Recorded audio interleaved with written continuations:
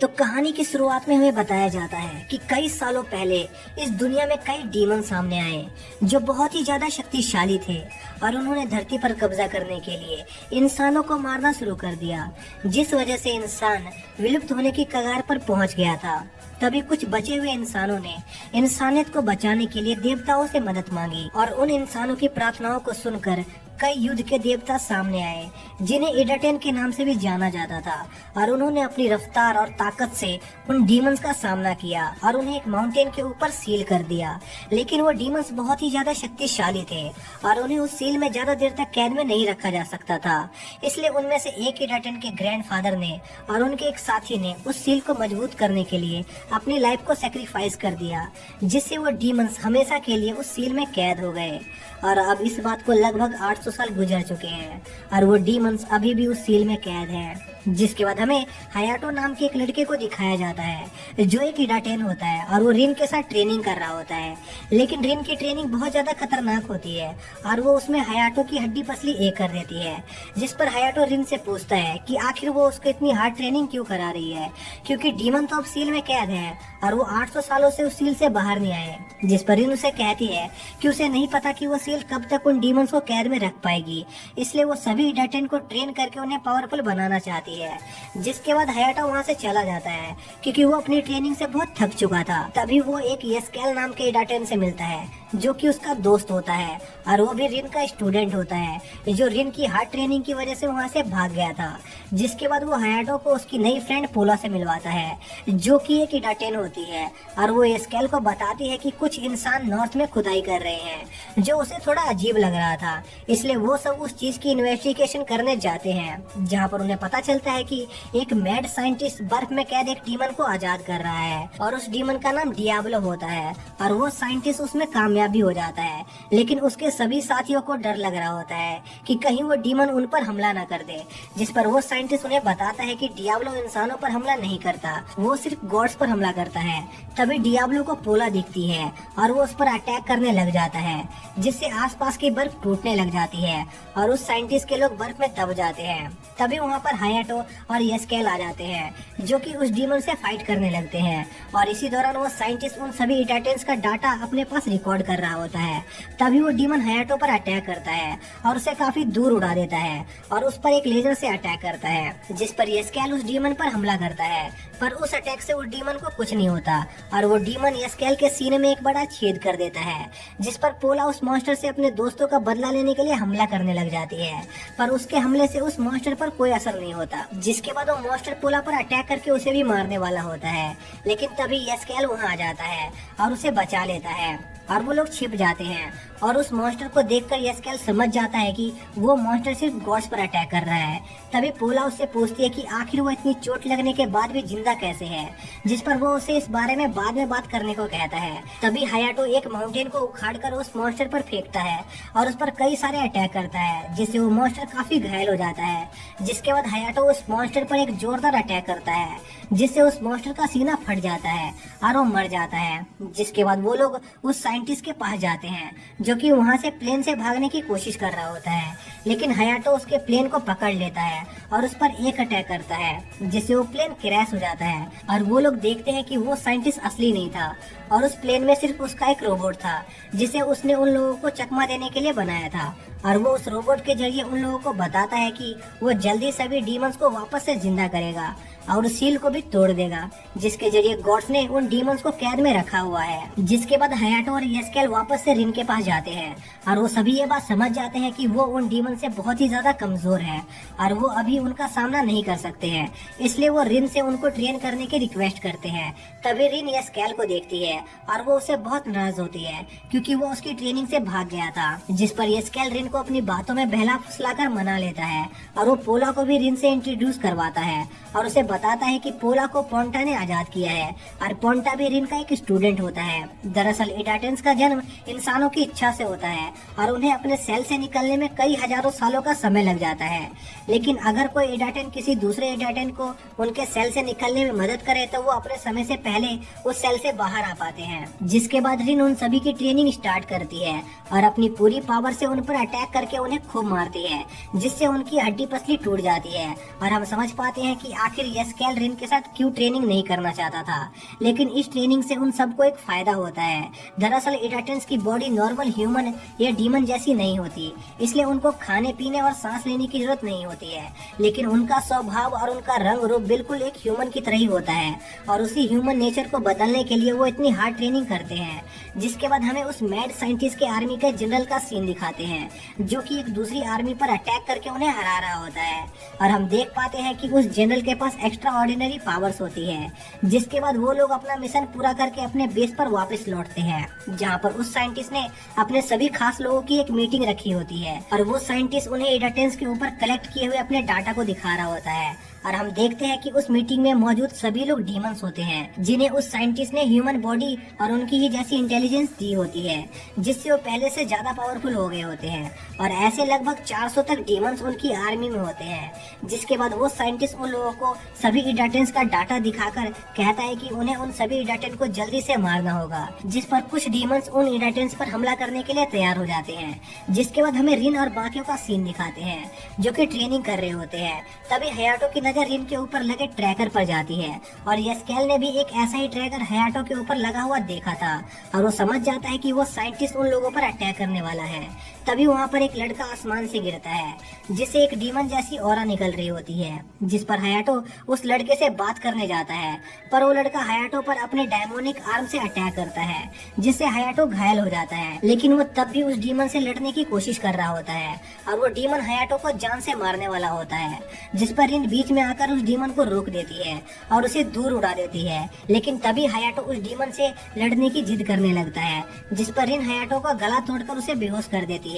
और एस्केल को उसे वहाँ से दूर ले जाने को कहती है। जिसके बाद उस डीमन और रिन में काफी जबरदस्त फाइट होने लगती है, जिसमें रिन उस डीमन को ओवर पावर कर रही होती है और बुरी तरह से पीट रही होती है और इस फाइट को एक और डीमन दूर से देख रहा होता है, जो कि एक स्नाइपर डीमन होता है। जिसके बाद हम देखते हैं कि वो डीमन रिन पर एक अटैक करके उसकी उंगलियां काट देता है, लेकिन रिन उन्हें बड़ी ही जल्दी हील कर लेती है। लेकिन रिन इससे बहुत गुस्सा हो जाती है, जिसके बाद वो अपनी एक स्वॉर्ड समन करती है और अपने एक ही वार में उस डीमन का सर धड़ से अलग कर देती है और यह अटैक इतना तेज होता है कि कोई भी उस अटैक को देख नहीं पाता। जिसके बाद ये रिपोर्ट वो स्नाइपर डीमन अपने बाकी के साथियों को दे रहा होता है। तभी रिन उसके पीछे आती है और उसके भी अपने स्वॉर्ड से कई टुकड़े कर देती है और ये सब माइक के दूसरी तरफ बाकी के डीमन सुन लेते हैं और अब उन्हें इडाटेन पर अटैक करने से डर लग रहा होता है। जिसके बाद हम देखते हैं कि एस्केल उन सभी मरे हुए डीमंस की बॉडी को रिसर्च के लिए पोंटा के पास भेज देता है। जिसके बाद हमें उस साइंटिस्ट के बेस का सीन दिखाते हैं, जहाँ पर वो डीमंस अपनी हार से बहुत निराश और डरे हुए होते हैं और उन सभी को इडाटेन से लड़ने में डर लग रहा होता है। जिस पर वो साइंटिस्ट उन सभी को शांत करता है और उनसे कहता है कि उन सभी को पहले नए जनरेशन के इडाटेंस को मारना होगा और उसके लिए वो 3 डीमंस की एक टीम बनाता है और इस टीम की लीडर प्रिसिलिया को बनाया जाता है। जिसके बाद हमें रिन का सीन दिखाते हैं, जो यह बात जानकर बहुत गुस्से में होती है कि डीमंस ह्यूमंस के भेष में छिपे हुए हैं और वो उन डीमंस को मारने जाती है, लेकिन वो इतने सारे इंसानों में डीमंस को नहीं पहचान पाती। जिस पर एस्केल रिन से कहता है कि पोंटा इस मामले को देख रहा है, इसलिए वो उसे तब तक इंतजार करने को कहता है। तभी हयाटो को होश आता है और वो रिन को उससे लड़ने के लिए चैलेंज करने लगता है, जिस पर उन दोनों की लड़ाई शुरू हो जाती है और हम देखते हैं कि हयाटो की पावर पहले के मुकाबले काफी बढ़ गई होती है, लेकिन तब भी रिन उसे बड़ी आसानी से हरा देती है। जिसके बाद एस्केल हयाटो को लेकर पोंटा से मिलने चला जाता है। जिसके बाद हमें डीमन आर्मी का सीन दिखाते हैं, जो कि अपने मरे हुए साथियों की बॉडी ढूंढ रहे होते हैं,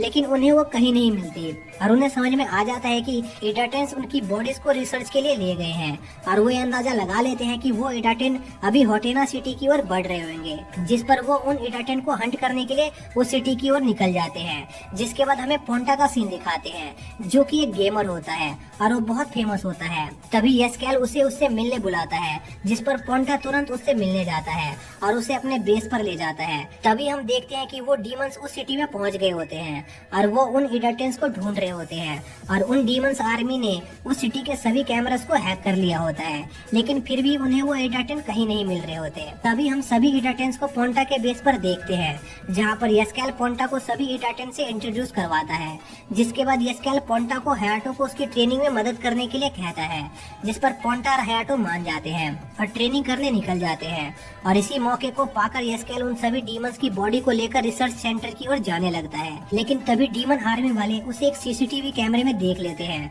और पिरसिलिया को उसे मारने का ऑर्डर देते हैं। जिसके बाद हमें पोंटा और हयाटो का सीन दिखाते हैं जो कि अपनी ट्रेनिंग स्टार्ट करते हैं। और हयाटो को लग रहा होता है कि पोंटा काफी कमजोर है, लेकिन असल में पोंटा अपनी रियल पावर को छुपा रहा होता है और अपनी थोड़ी सी पावर का यूज करके हयाटो को काफी घायल कर देता है। जिस पर हयाटो और एक्साइटेड हो जाता है और उनकी बैटल इंटेंस हो जाती है। जिसके बाद हमें यस्केल का सीन दिखाते हैं जो कि रिसर्च सेंटर पहुंच गया होता है और वो उन डीमंस को मारने के लिए एक पॉइजन तैयार करने लगता है। तभी एक आदमी यस्केल को उसकी मदद करने के लिए बुलाता है, लेकिन वो आदमी ये सब पिरसिलिया के कहने पर कर रहा था। जिसके बाद पिरसिलिया उस आदमी को मार देती है और यस्केल पर अटैक करने वाली होती है, लेकिन तभी यस्केल उस कमरे की सारी लाइट्स ऑफ कर देता है जिससे उस डीमन को कुछ दिखाई नहीं दे रहा होता। जिसके बाद हमें पोंटा का सीन दिखाते हैं जो कि हयाटो को बैटल में उसकी कमजोरियां दिखा रहा होता है। लेकिन तभी वहाँ पर दो डीमंस आ जाते हैं और वो पोंटा पर हमला करते हैं, लेकिन उससे पोंटा को कुछ नहीं होता और वो उन डीमन से बैटल करने लगता है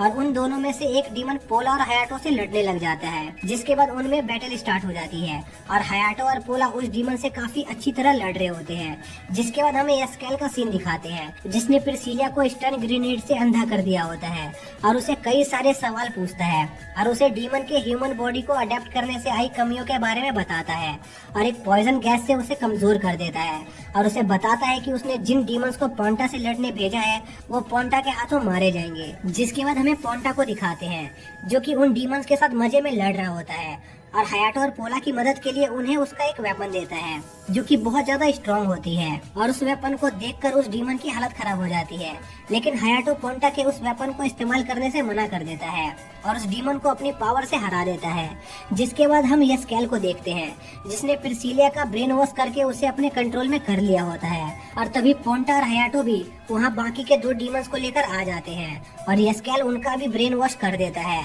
जिसके बाद हमें डीमंस के हेडक्वार्टर का सीन दिखाते हैं जो कि रिन पर नजर रख रहे होते हैं, लेकिन उन्हें अब तक पिरसिलिया से कोई खबर नहीं आई होती। जिसके बाद हमें यस्केल का सीन दिखाते हैं जो कि उन डीमन से इन्फॉर्मेशन निकालना स्टार्ट कर देता है और उसे उनसे कई सारे सीक्रेट्स पता चलते हैं। जिसके बाद यस्केल पिरसिलिया को डीमन आर्मी में उनका जासूस बनकर इन्फॉर्मेशन कलेक्ट करने का ऑर्डर देता है, लेकिन पिरसिलिया ऐसा करने से मना कर देती है क्योंकि डीमन आर्मी में कुछ डीमंस के पास स्पेशल एबिलिटी थी और वो उन्हें पकड़ सकते थे। जिसके बाद यस्केल उससे उसके बॉस के बारे में पूछता है, जिस पर वो बताती है कि वो उसके बॉस के बारे में ज्यादा नहीं जानती, उसे बस इतना पता है कि उसका बॉस एक इंसान है जो कई 100 सालों से जिंदा है और उसने अभी तक उसको नहीं देखा। तभी हमें डीमन आर्मी का सीन दिखाते हैं जहां पर वो साइंटिस्ट माकी और मार्शल नाम के दो डीमन से उनकी अब तक की गई इन्वेस्टिगेशन की रिपोर्ट मांगता है। तभी माकी एक बात नोटिस करती है कि उनके बॉस को रिन के बारे में सब पता होता है, जबकि वो उसे कभी नहीं मिला था और न ही उसके पास उसका कोई डाटा था, इसलिए उसे उनके लीडर की आइडेंटिटी पर थोड़ा शक होता है। जिसके बाद हमें यस्केल का सीन दिखाते हैं जिसे पिरसिलिया के दिए गए इन्फॉर्मेशन से पता चल गया होता है कि वो मैड साइंटिस्ट एक इडाटेन हो सकता है। तभी वो पिरसिलिया के कान में कुछ कहता है और हम देखते हैं कि यस्केल को उस मैड साइंटिस्ट की रियल आइडेंटिटी पता चल जाती है। जिसके बाद हमें माकी का सीन दिखाते हैं जो उस साइंटिस्ट से उसकी आइडेंटिटी पूछती है, लेकिन वो साइंटिस्ट उसे कुछ नहीं बताता। जिसके बाद हम यस्केल और पोंटा को देखते हैं जो डीमन आर्मी के सील को तोड़ने के प्लान के बारे में बात कर रहे होते हैं और यस्केल पोंटा को बताता है कि जिस सील की रक्षा रिन कर रही है उसके अंदर के सारे डीमंस पहले ही मर चुके हैं और साथ ही उनकी रक्षा करने वाले सभी इडाटेंस भी मारे जा चुके हैं और उनकी सेल्वेशन की इच्छा से ही उस साइंटिस्ट का जन्म हुआ है जो कि एक इडाटेन है और उसके पास इडाटेंस की मेमोरी है। लेकिन डीमंस और पुराने इडाटेंस के दो अलग तरह की इच्छाओं के उस साइंटिस्ट के अंदर होने की वजह से उसकी फिजिकल बॉडी ढंग से डेवलप नहीं हो पाई, इसलिए वो हमेशा एक रोबोट के जरिए किसी से कांटेक्ट करता है। और यस्केल को इस बात का भी डर होता है कि कहीं उस साइंटिस्ट के पास सभी पुराने डीमंस और इडाटेंस की पावर न हो, क्योंकि अगर ऐसा हुआ तो उनको उस साइंटिस्ट को हराने में काफी दिक्कत होगी। जिस पर पोंटा यस्केल से पूछता है वो उस साइंटिस्ट को मारना चाहता है या नहीं, जिस पर यस्केल मना करता है क्योंकि वो उसके मकसद को सही से नहीं जानता था। जिसके बाद हम हयाटो का सीन देखते हैं जो कि पिरसिलिया के साथ ट्रेनिंग कर रहा होता है, लेकिन पिरसिलिया उसे बहुत स्ट्रांग होती है और उसे काफी बुरी तरह से हरा रही होती है और हयाटो उन तीनों डीमन से बिल्कुल भी लड़ नहीं पा रहा होता। तभी वहाँ पर पोंटा आ जाता है जो हयाटो की ट्रेनिंग को चेक करने लगता है और उसे बताता है कि हम इडाटेंस में अपनी बॉडी वेट को कंट्रोल करने की पावर होती है, जिसकी मदद से हम अपनी अटैक पावर को बढ़ा सकते हैं। जिसके बाद वो पोला की मदद से इसका डेमो देता है और हयाटो को इस चीज की प्रैक्टिस करने को कहता है, लेकिन हयाटो से ये नहीं हो पा रहा होता। जिस पर पोंटा उसके सर पर एक बड़ा पत्थर रख देता है ताकि वो हैवी होने की फीलिंग को समझ सके। जिसके बाद हयाटो बहुत ही आसानी से उस टेक्निक को सीख लेता है और वो पिरसिलिया को फिर से उसे लड़ने के लिए चैलेंज करता है, जिस पर पोंटा उसे थोड़ी और देर ट्रेनिंग करने को कहता है,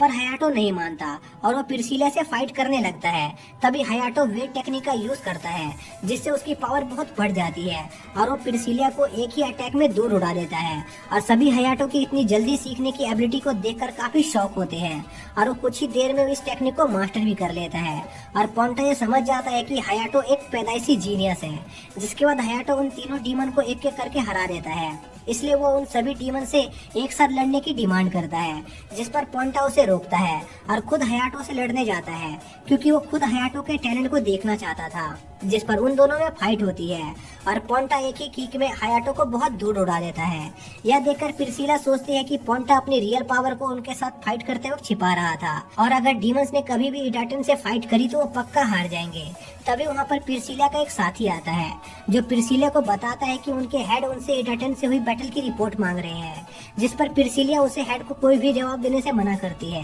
ताकि डीमंस के जनरल माकी को ऐसा लगे कि उनका ग्रुप इडाटन से हार गया है। लेकिन ऐसा नहीं होता और माकी को सारी सच्चाई पता चल जाती है कि पिरसिलिया उससे कुछ छुपा रही है और उसने यह भी अंदाजा लगा लिया होता है कि इडाटन्स ने उन सभी को बंदी बना लिया है। तभी हम देखते हैं कि कुछ डीमंस होने वाली वॉर से काफी परेशान होते हैं और एक जनरल अपने खुद के बच्चों को कुछ डीमन के साथ इस कॉन्टिनेंट से भाग जाने को कहती है ताकि उनकी डीमन रेस सरवाइव कर सके। जिससे उस डीमन को यह एहसास होता है कि उसमें ह्यूमन इंटेलिजेंस के साथ साथ इमोशन भी है जो कि पुराने डीमंस में नहीं होते थे। तभी हमें दूसरे किंगडम का सीन दिखाते हैं जहाँ पर बहुत सारे लोग वॉर के लिए इकट्ठा हुए होते हैं और उनका प्रीस्ट उन्हें स्पीच दे रहा होता है। तभी वहाँ पर स्केल और पोला आ जाते हैं और इसके साथ ही यह पार्ट यहीं पर एंड हो जाता है।